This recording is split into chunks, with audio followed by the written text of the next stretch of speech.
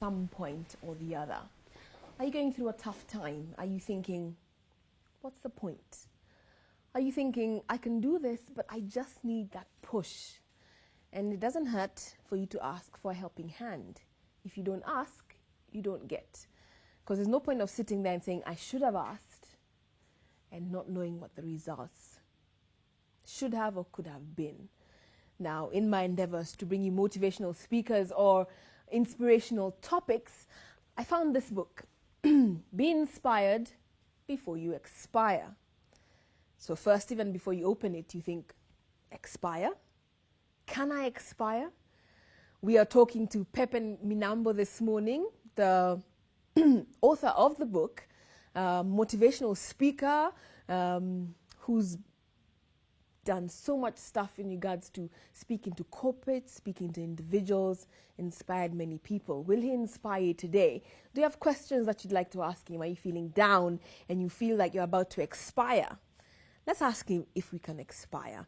In studio with me, Pepe Minambo. Welcome to the program. Thank you. Thank you. It's good to have you with us. Thank you very much. Okay, the title of the book is the first thing that comes to mind. Can a person expire, really? Yes, yes. How is that possible? When they feel a sense of worthlessness, a sense of uselessness, a sense of emptiness, that tells you that the person has expired. For one reason or the other, maybe they tried something significant, didn't work, they gave up, and they feel just down. Yeah, no hope, no focus, no vision. Yeah, that's an expired guy. Does age matter? Because I'm 60, I'm likely to expire more, or is it just the mind? The mind, it has to do a lot with the mind than age. Yes. Yeah. Age may, because there are some opportunities they are best grasped when you are in a certain age, and there are some things you cannot do when you are also in a certain age. But age does not matter. It's a mindset. It's a state of the mind. Yeah. Okay. This is a book that I know you've been thinking of and you've been writing for a while. But why do you choose to inspire people? Is it that you're totally inspired, you've achieved all your dreams and you think you can pass that on to other people?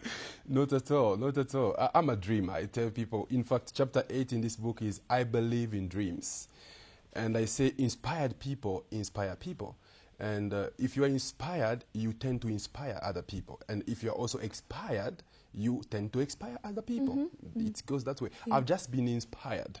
And that's why I feel, it's a social responsibility for me to inspire others. To inspire others.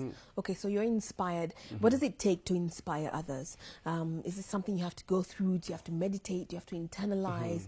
Do you have to search for something like, a higher power?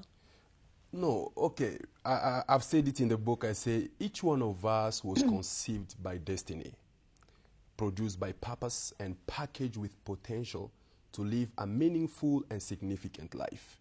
Now, all what it takes to inspire people is to make them aware of their destiny, especially to make them buy into themselves, believe into themselves. Mystic will tell you, one of the hardest things you can sell to people is to themselves. They can easily buy clothes from the shops. They can easily buy cars in the showroom. But buying in oneself is one of the hardest sales ever. How does one do that? How does one... Okay, I think upbringing is one of the issues. How you're brought up, how your parents bring you up, and how they make you think. But sometimes believing in yourself or doubting yourself is because of environment. People have put you down. You've tried so many things, they're not working. You've prayed and you've hoped and you've asked and you've talked, but nothing just seems to be working. Everything just seems to be falling apart. You give up, don't you? Yeah, you mentioned something very important, the upbringing, the parents.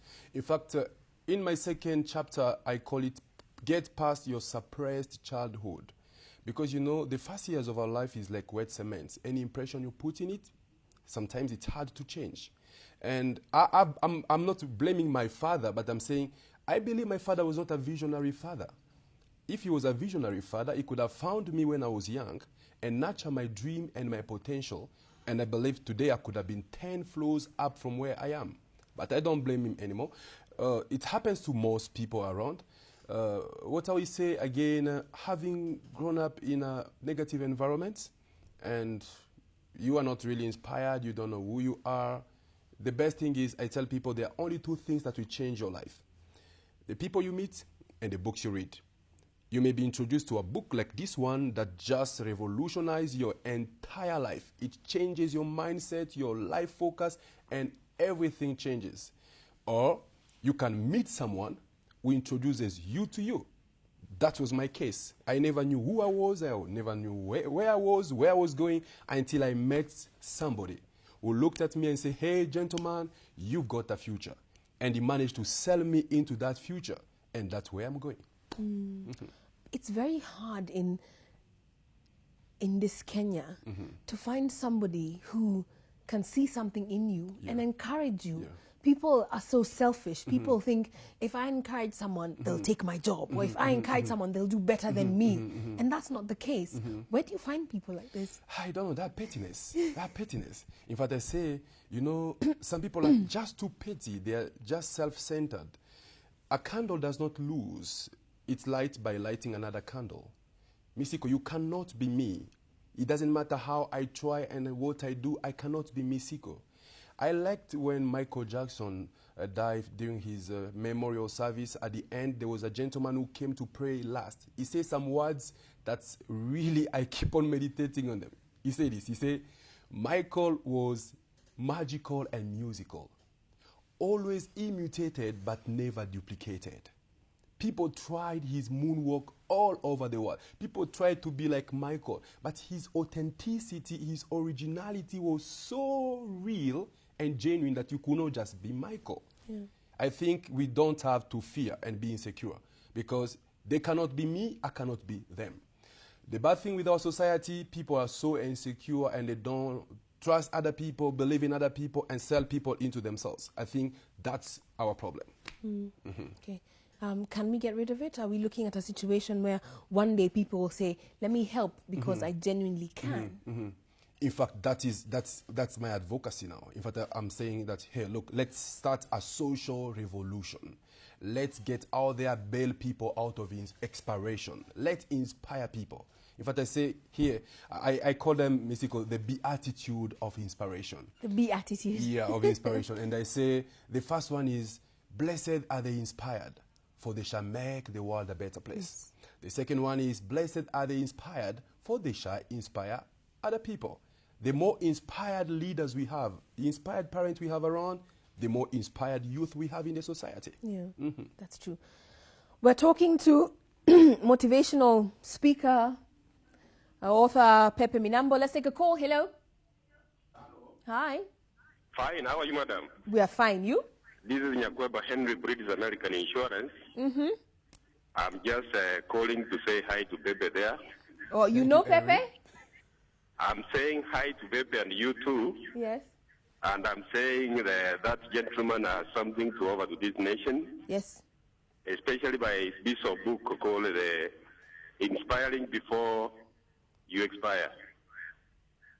So I wish that all the Kenyans now could be listening to him, because he has really inspired me and I'm moving ahead. Okay, Henry. How are you, Pepe? Fine, thank you, Henry. Thanks for calling. Thanks a lot, Henry. Thank you so much. Have a good day. Thank Bye, you, Henry. Thank you.